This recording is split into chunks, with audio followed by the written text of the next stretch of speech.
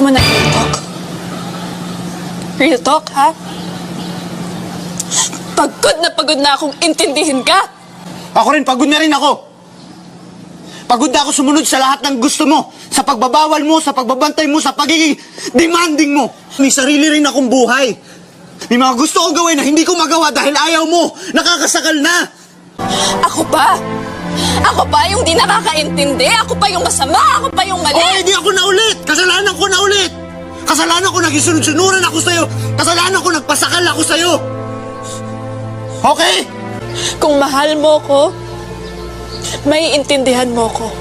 So pati pagmamahal ko kay questionin mo? Wow! Pambihira! Mabuti pa tapusin na lang natin to! Sige, mag-break na lang tayo! Fine! Di walay tayo! O, sige! Pero itong tatandaan mo,